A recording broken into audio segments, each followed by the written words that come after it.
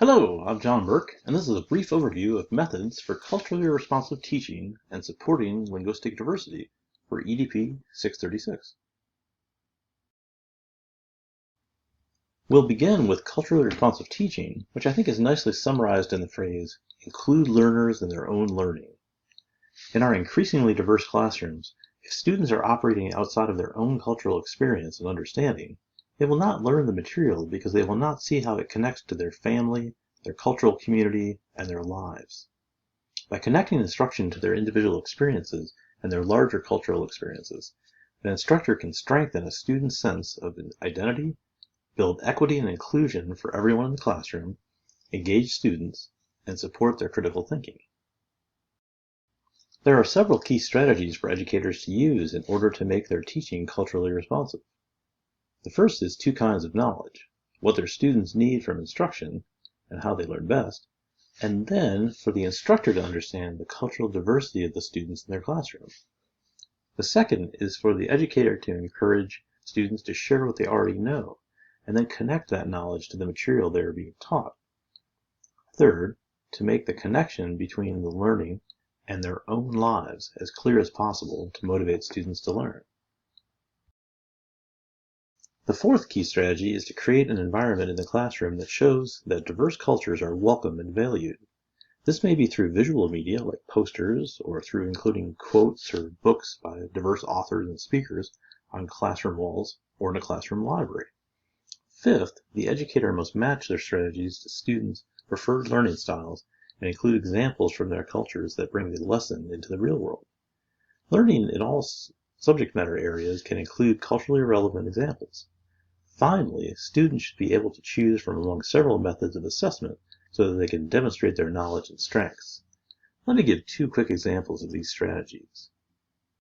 First, the idea of the symbolic curriculum, where what is displayed in the classroom on the bulletin board can speak to students about what is accepted and valued. A wide array of cultures and individuals should be represented.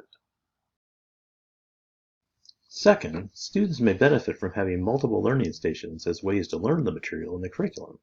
In addition to listening to an educator speak, they may learn through playing a game, or interacting with another student, or creating something at such a station. Now we'll move on to supporting linguistic diversity. Many students are in need of English language instruction in the United States, both to help them deal with English language requirements that have been imposed by state law, or in order that they might participate in the internet, or to communicate with the largely English-speaking population in the country. Some key terms connected to linguistic diversity are the following acronyms related to English language learning: ESL, or English as a Second Language. It might be more accurate to speak of English for speakers of other languages, since students may not just be learning English as a second language. In either case, the students themselves could be referred to as ELL, or English language learners. I also wanted to mention hearing impaired students who are in need of English language instruction so that they may communicate with the larger culture. Some hearing impaired students may prefer the term deaf, which reflects a separate culture and language group of people without the ability to hear, or hard of hearing, which reflects students who may have difficulty hearing. It is good to ask students what terms they prefer. There are several ways that educators should prepare in order to succeed at instruction of linguistically diverse students. Each student should have distinct goals established for them, and instructors should have high expectations for their achievements in the class. Instructors should show respect to students by pronouncing their names correctly and checking that pronunciation with the student. Educators should also build up their understanding of how language acquisition works and what denotes different levels of English proficiency. That will help them choose strategies that will be effective for the language goals for each student. And educators should always reach out to more experienced colleagues and learn from their experiences. Here are 7 key strategies that should guide the English instruction of linguistically diverse students, whether hearing impaired or not.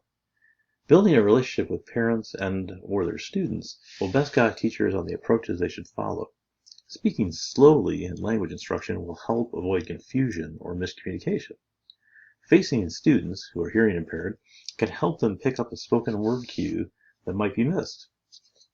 Educators should check in regularly with students to make sure they are understanding what is being taught and that they are ready to move on. Using a variety of mediums, from video to real objects, can help students gain understanding of language. Handouts that students can read at their own pace and return to as needed to understand technology can be extremely helpful. And assistive devices can be quite helpful for students who are hearing impaired, and possibly all students when we consider technologies like closed captioning. Here are two examples of these strategies.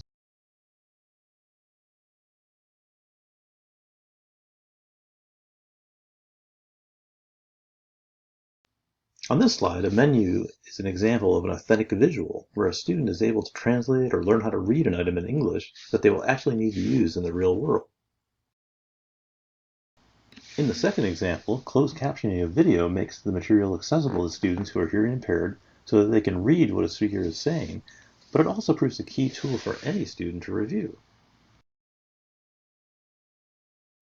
Culturally responsive teaching and teaching linguistically diverse students have challenges and barriers, but they may be overcome with preparation and the implementation of these strategies. Thank you.